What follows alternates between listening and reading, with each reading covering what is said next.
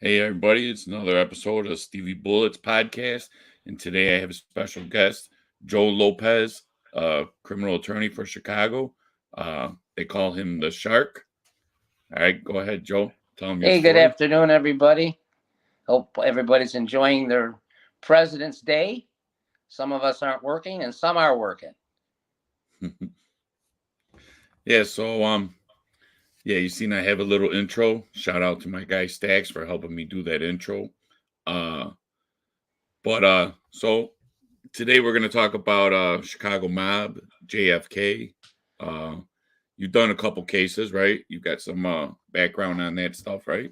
Yeah, I've done a lot of cases. I've read a lot about this. It's President's Day, so I figured let's talk about JFK and the outfit. What could be better on President's Day? So, a little bit background about JFK. He came from a family in Massachusetts. He grew up near the Boston area. I think his great-grandfather's grandfather was the mayor of Boston. The family eventually moved out to Massachusetts, where they became more rural Massachusetts, I should say, where they became involved in more politics. He grew up in a political family. Politics was always his passion, even when he was a young kid. He was an Irish Catholic. He came from an Irish family. Back then, the Irish people need not apply in a lot of places. They were discriminated against. He was born in 1917, so he kind of grew up with all of that, and he succeeded. He went to Harvard, and after Harvard, he became very successful in politics, and he represented the state of Massachusetts, and eventually he became the president. Along the way, Stevie, is important. Along the Yeah, way, the dad, Joe, was a bootlegger. And he used, they say, a lot of Jimmy Hoffa's trucks, people like that, to move a lot of products back in the day. Um, he was involved, the dad was involved in Hollywood. The dad was involved with a guy by the name of Johnny Roselli. Johnny Roselli is another Chicago guy who actually came up with Al Capone and others. Capone sent them out west to Los Angeles to oversee the outfit's interest there in gambling and movie production and extortion, et cetera, et cetera.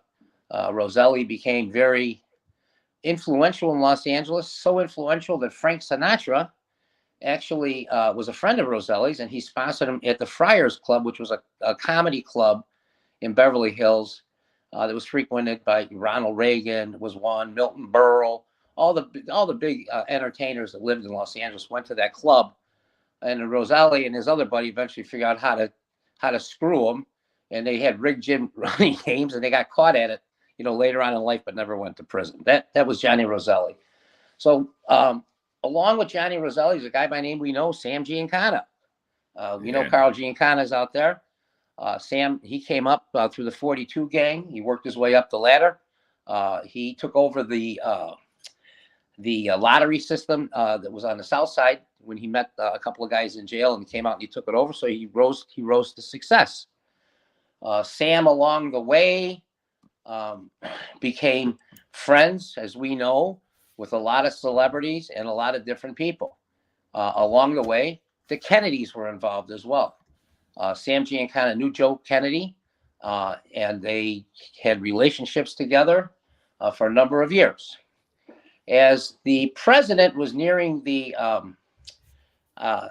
election, it is believed that Sam Giancana delivered the swing vote in Illinois to put JFK in office. Along the way, there's a couple other people that are interesting. I mentioned Hoffa. There's another guy by the name of Carlos Marcello. Carlos Marcello was a mob boss in New Orleans. There was also another mob boss by the name of Santo Trafficante. And there's also another person by the name of Regano. John Regano was an attorney. Uh, it was weird because Sam Giancana and JFK shared a girlfriend together. Her name was Judith Exner, oh, and wow. they would pass messages between. She would pass messages between the two all the time. Sam liked his girls. His wife had died in the 50s. He was a very likable person.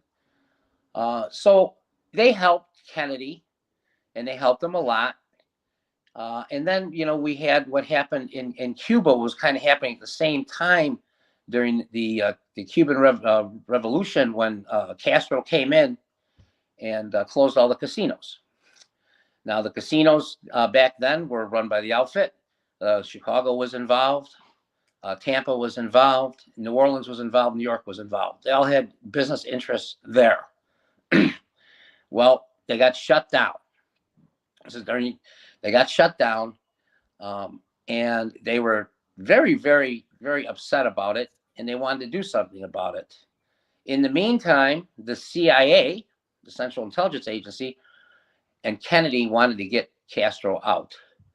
So they actually recruited the outfit to do it. And we see that there was the Bay of Pigs invasion.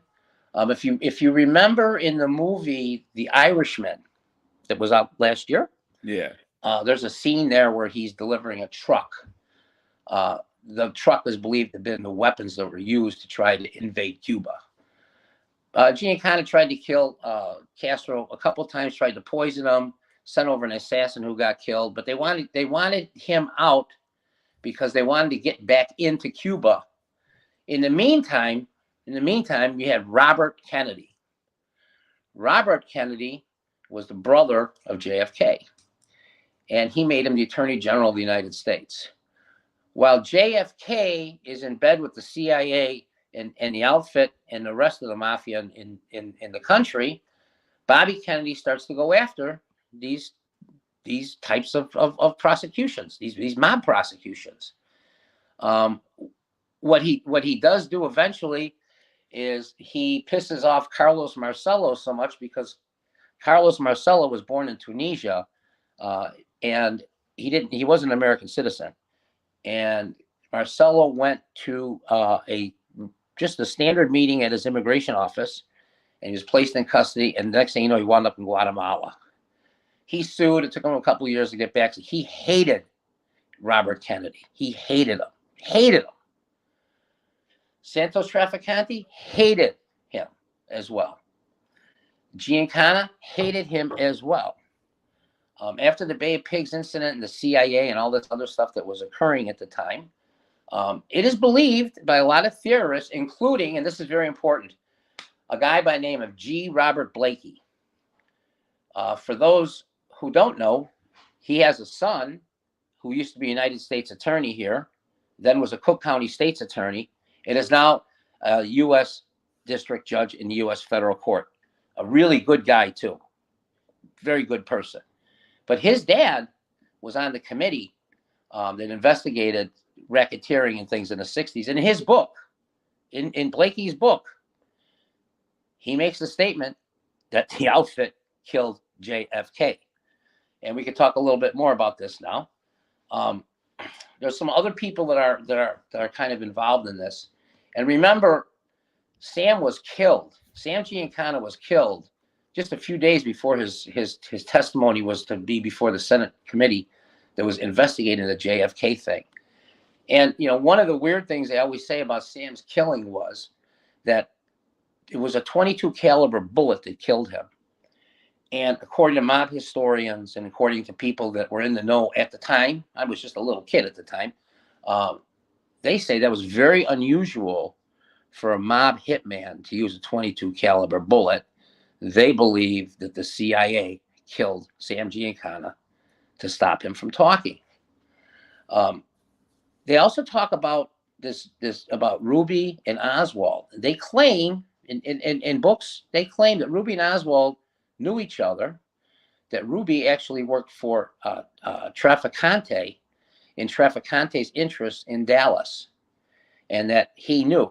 They also claimed on the day of the shooting in Dallas that Johnny Roselli was there in the grassy knoll, and that Johnny Roselli was the one that actually killed JFK. You read about that. You can read about that in different places too. It's kind of interesting because they always talk about the shots from the grassy knoll. We heard about if you watch any of these JFK documentaries that are produced they always come back to the grassy knoll, and there's a Zapruder film, and then the shots fired in the background someplace. They don't believe they came from up in the in the book depository. I've been up in the book depository when I was in Dallas many years ago, and it was quite a distance down. I mean, it's 100 yards. It's a long distance away when you get up in that window, because when you go into the depository, set up as a tourist attraction, you can actually walk up and see where Oswald shot out the window. So there's always these people that claim, because on the Zapruder, I think it's a Zapruder movie, you hear these other shots being fired, and there's people that are saying that Johnny Roselli was up there and that they just put Oswald up there as a patsy, that the actual killing came from the grassy knoll. And there were all kinds of investigations into this. There's all kinds of movies about it that we've seen. We've seen the JFK movie, which was a pretty interesting movie. It was his own spin. That was Stone's spin on what he thought. And there's other people that write about it too. The dealings between the outfit, Sam Giancana, Carlos Marcello, Trafficante, and Jimmy Hoffa, because Kennedy was after Hoffa. And Hoffa, one of his lawyers was Regano. And Regano was also Trafficante's lawyer.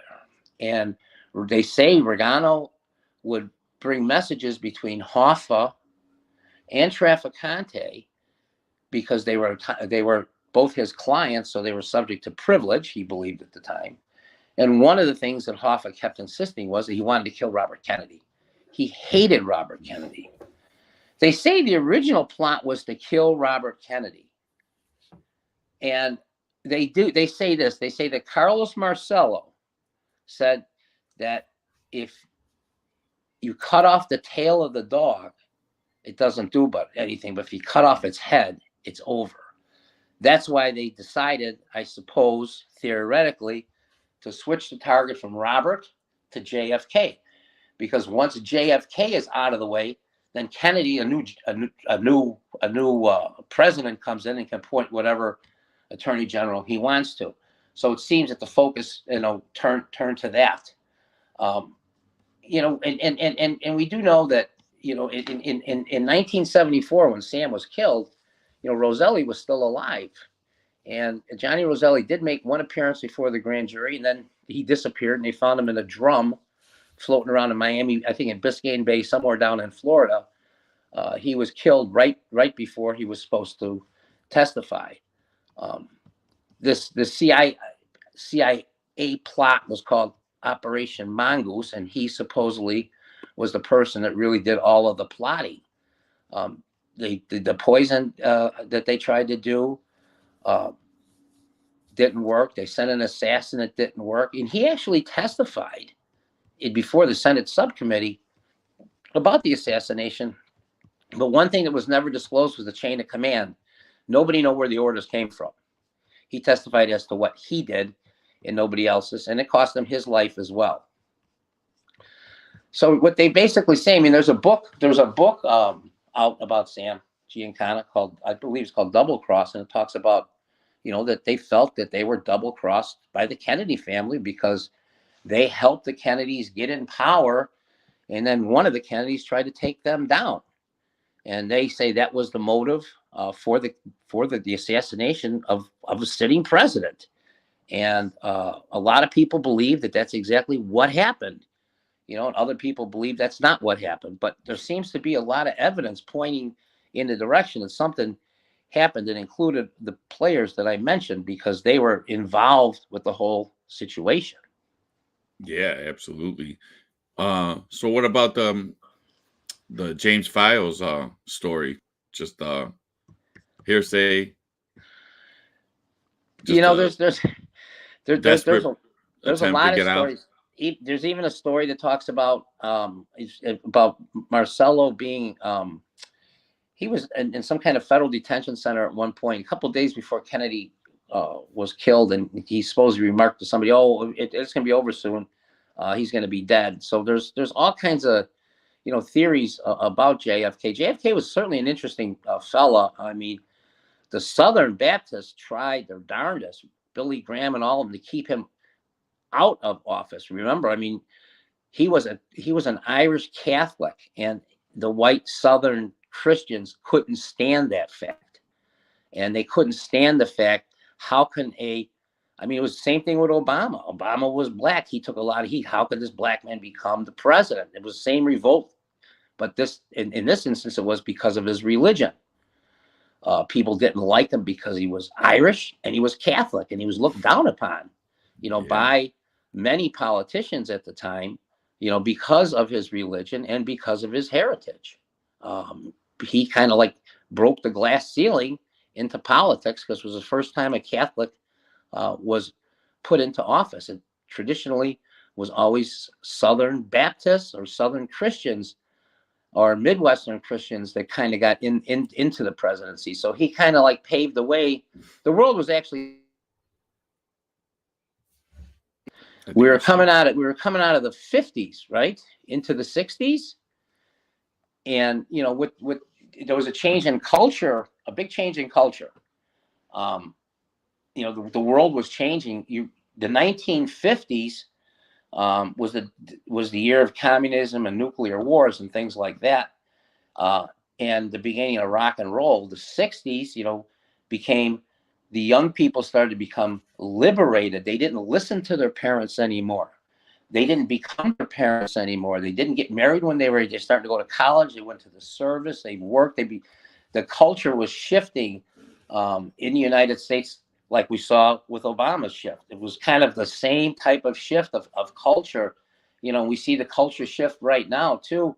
Where the country is becoming divided between, one set of ideals and another set of ideals.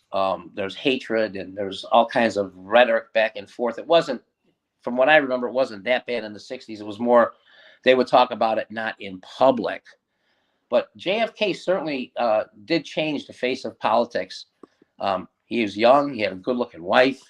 And if you read, sometimes I bored on the internet, and I always read the menu from his inauguration. I mean, they were drinking Dom Perignon, and they had lobster, and it was like Camelot, like they said. I mean, JFK lived in this Camelot world. It was just so different. It was just a different situation of any other president. You probably never see anything like that again. Trump was sort of similar because he had his own little world that he came from too. Kind of like JFK, even though they're differing worlds, but the concept is kind of the same. They brought all of this with them. Yeah. Kennedy brought his Camelot. Trump brought his family and his business. They were kind of, they kind of like pioneers in regard to political ascension up, whether you like one or you like the other. I'm not commenting either way. I'm just saying that they're kind of similar in that regard. Yeah. Yeah, it's really interesting and stuff. And can you hear me? Yeah, I can hear it. Good. I can't hear you. Oh, you can't? Let's see.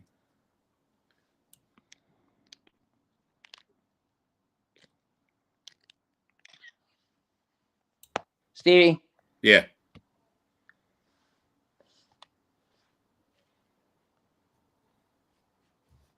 Hello? Can you hear me now? Yeah, I can hear you. I'm going to turn my camera up a second. I can't hear anything.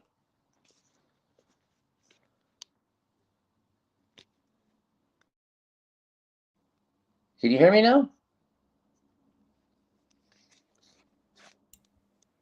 Okay. Ready? Can't hear you. No sound? Must be on your end. Nothing? Hello? Yeah, I can hear you. Is it working on your end? I can't hear you. Yeah, they can hear you.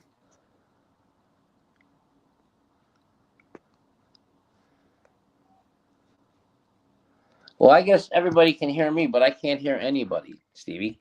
Yeah. No, go ahead. We get perfect. Hang on. Let me just try one other thing. All right.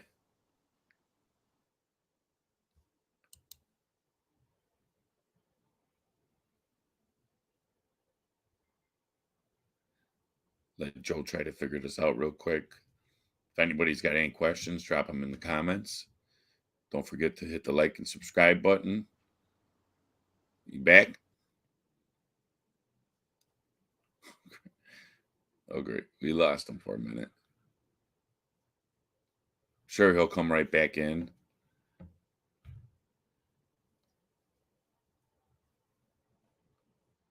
Let's see. Sorry about the technical difficulty. Let's see what happens. There he is. Can you hear me?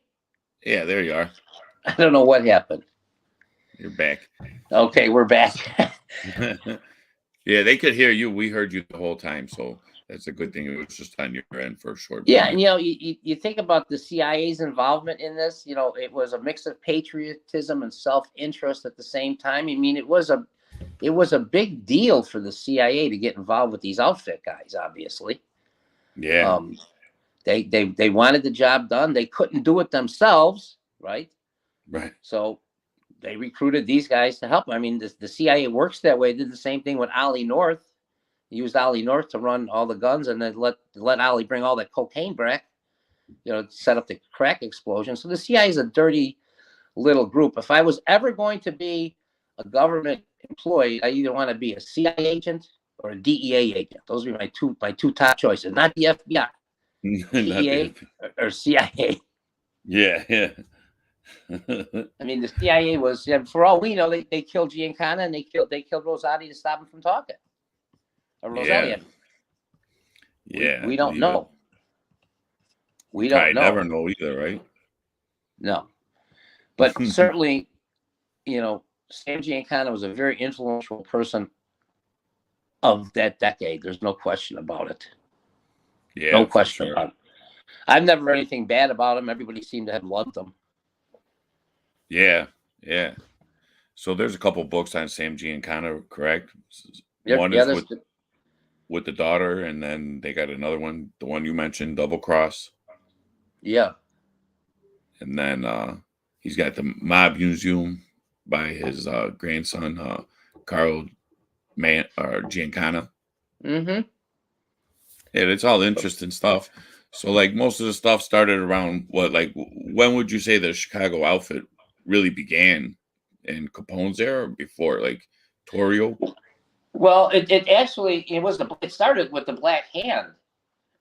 They'd write these nasty letters. I forget the name of the guy. Jim Salvador something. There's a book for you gangbanging loving people out there want to read history. There's a really good book out. It's by a person by the name of Herbert Asbury. It was published in 1938, and it's called Gangs of Chicago. And it talks about the rise of the gangs in the city of Chicago. Supposedly, we have more gangs than anybody. And I believe it. We've had gangs since the middle of the 1800s here. And in the book, Gangs of Chicago, they talk about the longest gang war, which is right over here by my house at the Walsh School, which is a Canalport and Canalport and Canal. There's a school there called the Walsh School. Now it's a new school. It's been rebuilt, but it was the same school. But they had a gang war at that school for like 13 years between the Polish and the Irish. And that stretches back before the 1900s. And when they had the Sicilian Union, which was kind of the percuser of the outfit, a place called the Sicilian Union. A couple of brothers used to run it. And it really, it kind of evolved on itself. I mean, Capone is the one that tagged at the outfit. And I've read this, that he always spelled it with a small O because everybody was equal, whatever that means. But it was never spelled. And one thing about Capone, everybody was welcome. The traditional mafia groups, if you weren't Sicilian, or if you weren't from Naples, or you weren't, somebody from Italy, you basically, were cut out of the picture. Yeah. Capone recruited everybody: Greeks, Jews, Irish, Poles, everybody. He worked with he was, I have to say, he was I mean, he was a young kid. He was like 25 years old, and he was able to really run the show well. He knew how to deal with people. And if you read books about Al Capone, he was really smart. I mean, he was like a straight A student, this kid, when he was in grammar school, and he wasn't getting fighting with teachers and getting thrown out. He was born very, very intelligent. He was a very intelligent person. And he kind of, was able to bring it all together, because back then you had the Jewish gangs that were really big. You had Irish gangs that were really big, and then you had a handful of Italians in the patch on Taylor Street.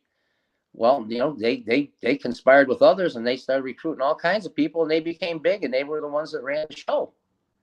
And they ran the show for a number of years, all the way up to Family Secrets. So the precursor to the outfit would be the 42 gang? No, it was Union Sicilione was the organization. The 42 gang was just a street gang, and they went from there up to the Union. And Sam Giancana was part of the 42 gang. Correct? Yeah, he was part of the 42 gang. He sure was. Yeah. He sure was. Now, Johnny Roselli was not, but Sam was. So, yeah, I learned about the 42 gang reading articles like doing family history and stuff, and I never had heard about the 42 gang. And I had read, my grandfather was involved. He was affiliated with the 42 gang.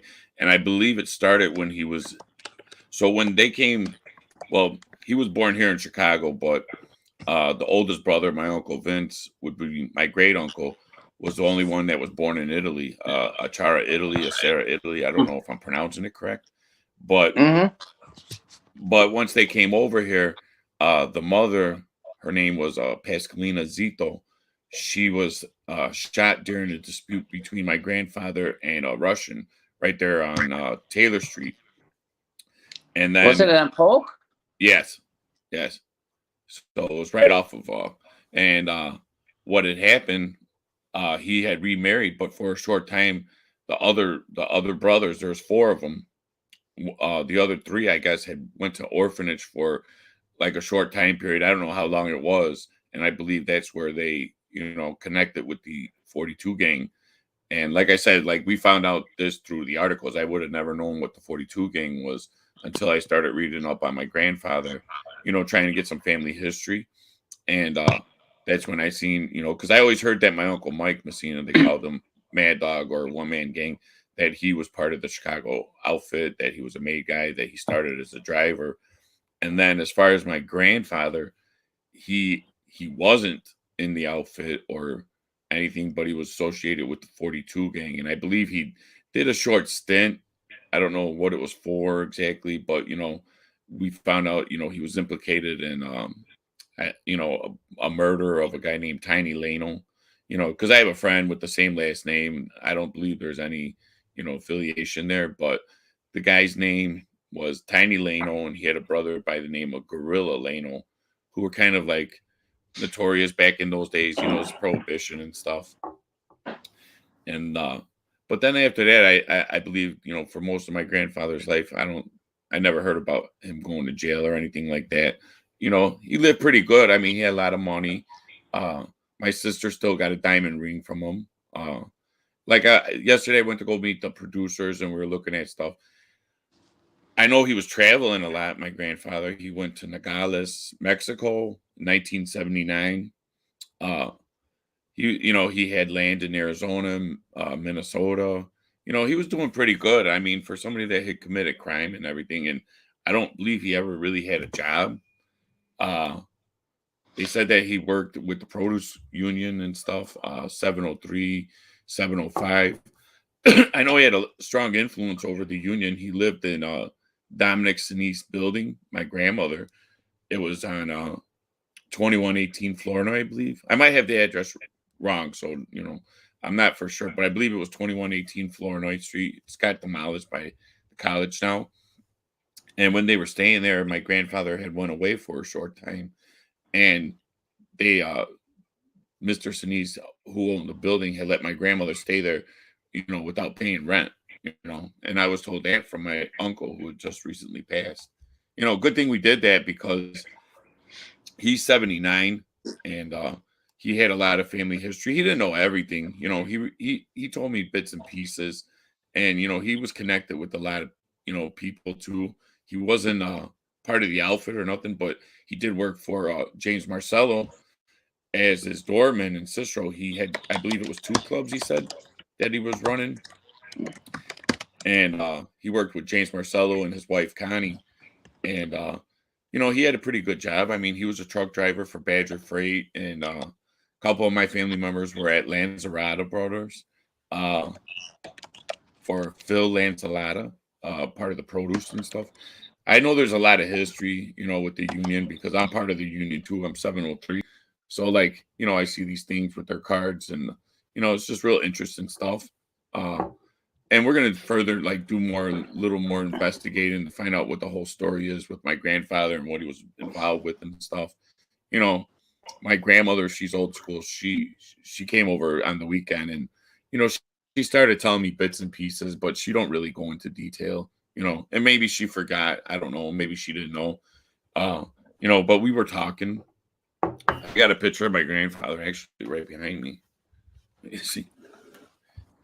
If I can focus it. Right there.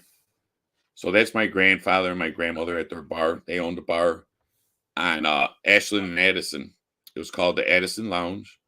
The building was under somebody else's name by the name of Salvatore Stillo. He lived at on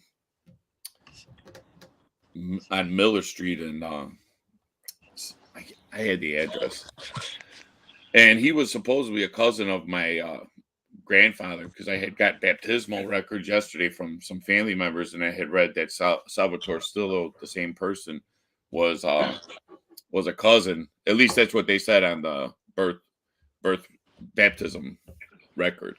I don't know if that's correct or if they just put that down. But it's all interesting stuff. My grandfather, he used to live next to Burt Wyman Ford, which was right next to his tavern, and he used to get a lot of cars from there. I remember a lot of my family members receiving vehicles, as soon as they got to the age where they could drive. My grandmother, she bought my parents a car, helped them with their house and stuff. And my grandmother never worked, and she used to have a room in her building where she would keep all these presents and stuff. So I always asked her, like, where she had got her money from. And that's how she explained that my grandfather had worked for the syndicate, but, I didn't know what it was at the time. And my mom basically explained that it was the mafia, and that her grandfather wasn't part of it, but he had, I don't know, dealt cards, so who really knows, but I know he had a lot of influence over a lot of people. He was affiliated with, guys like Milwaukee Phil, Willie Potatoes, my uncle had mentioned, had done a favor for my grandfather. Maybe Willie Massino, I'm not sure. But, most of the guys that were high up back then that you read about, had some type of affiliation. My uncle, he stole a dog off of Rush Street while they were inside of a restaurant from Milwaukee Phil's girlfriend. And that's part of the documentary. He goes into the story. And I just spoke to one of the guys that was actually in the car. The day that happened, it was a friend of my uncle's. He told me, because after my uncle passed, I told him about the story about stealing Milwaukee Phil's dog. And a guy by the name of Action Jackson came to my grandmother's house, sat at the table, to get the dog. Eventually, he got the dog back. My grandfather had, spoken to him. And then it was shortly after, I guess, they had made my uncle go to Florida to get out of town for a little while because they weren't sure what was going to happen, because we did some pictures, and in the pictures, my aunt, who's one of my great aunts, explained this was at the time that Butch had stolen the dog off the street. And that was the same story that Butch had told me. And then the other person, one of his friends that was actually in the vehicle, told me the same exact story. So, it's just really interesting and stuff, because like you probably read about Action Jackson was a hitman for the Chicago outfit. Yeah. Eventually, they killed him and tortured him. No. Yeah, no, it's all good stuff. It's all history stuff. So what about Well, like I said, it all started with the Black Hand in Chicago in the turn of the century, and there were guys like DeAndrea, Mike Merlo was one of them. The Jenna brothers. I mean, those are the guys that kind of like put it into play here in the city. And then, eventually Torrio came and brought Capone, and Capone took over. So would you say Cicero was number one on the map? What do you mean? So, like we have different crews. You got Elmwood Park, you got Cicero, 26th Street. Or back then it wasn't like that. No, back then it wasn't like that. They moved to Cicero to go to the suburbs so they could get away from the CPD and everybody. Oh, okay. Yeah. Okay. See? They came from the city and they moved out. They started expanding west. Remember, you got to remember too, Stevie. Like my neighborhood over here on Taylor Street was destroyed in the 60s to make way for UIC. Thousands and thousands and thousands and thousands and thousands of people were displaced, and a lot of them went west. They went to the western suburbs. You look up on the north side, St. Michael's Square was at. A lot of the Sicilians and Italians from there just traveled down Grand Avenue and kept going west. They got out of the neighborhood. They just kept going west on Grand Avenue and establishing themselves, in these different suburbs along the way, as part of urban renewal and revitalization. And as people made more money, they wanted a little house. So, they went west. And, they always say people from the west side go west, people from the south side go south, north, and people from the north side go north. So, the migration of people, is incredible. Like what you're seeing now, you're seeing Hispanics in Westchester. You didn't see that 20 years ago. No. They're going to, they'll be in Hinsdale. They'll be in Oak Brook. As they move up in society, they just keep going and going and going, and moving. And, eventually they're going to go across 83. And, they're going to establish themselves over there as they become more educated and earn more money and, move up in life. And it was the same thing with the Italians. They moved from all these little enclaves as they made money, and they just kept going because they wanted to get out of the city. They wanted a house. They didn't want to live in an apartment building. Yeah, right. Yeah, I mean, I right over here, where I live by UIC, we have a lot of open field areas, a lot of open areas that used to contain 6 flats, 4 flats, 5. I mean, there are thousands of people lived on, 2 or 3 city blocks because of how the city, there were no houses in the city. They were all apartment buildings. The houses were in other areas, but, right here on the near west side, it was all apartment buildings. And I think, where you're talking about where the murder with the Russian guy, I think you posted a photo. That's the corner. That's where the Fontanos lived. Yeah, you were saying it. Yeah, the Fontanos. Now they just recently sold that building and raised it. It's really strange. I went by there the other day. It's weird to just like see it gone. I mean, I can remember Red and Mary out there smoking cigarettes all the time, and now it's all gone. It's like it's completely gone. They leveled it, and I don't know what they're probably pulled, townhouses there, whatever they're going to do. But, it's gone. It was funny because you just posted a photo of it, I think, last month. And, within the month, it's been torn down. Oh, wow. Well, at least I got that photo then because it's, interesting. Yeah, because there was another address that I looked up that my grandfather stayed at was 620 Peoria Street, which is 290 the expressway now. Because I did it on the MapQuest, and it took me right to the 290. So that's no longer there. The building on Flournoy that my grandparents stayed at that I was speaking on, 2118, that's destroyed. That's part of the college now. And then I guess after that, they went to the north side. I mean, the people from Taylor Street, they took Florida. They lived between Kedzie and Halstead. I mean, they kept going west like we were just talking about. Yeah, and then some of my family, of course, ended up in Cicero. That's where my mom was raised. My mom went to Morton East and stuff. And then, that's basically where we stayed most of my life. And then towards the end, we moved to Berwyn. We didn't move very far. And then right now I'm still in Berwyn and stuff. Try to get out of here. I can't get out of here for nothing. My other siblings, there's 7 altogether, but 6 with, same mother, same father. There's 6 in my crowd and 1 stepbrother. but they're all out of state. There's 2 of us in Illinois. The rest of them, I got 2 in California, 1 in Indiana, and then 1 down in Tennessee. We had to get him out of Chicago. You know, he was going through a little bit of trouble, so we shipped him out, and he's doing fantastic and stuff. So, you know, we're all spaced out. You know, all right, I gotta wrap it up now. Yeah, thank you for coming on. And you got to get to the office. Send me the link, and I'll put it on my Facebook page. Yeah, I'll send you the link. Everybody hit the like and subscribe button. Make sure to share my story, and there's a lot of good things coming. You know, I was talking to the producer yesterday, and he's got a couple of different ideas, and they're all good ideas. And you know, hopefully this project will expand and get bigger and bigger, and you'll see it on the big screen.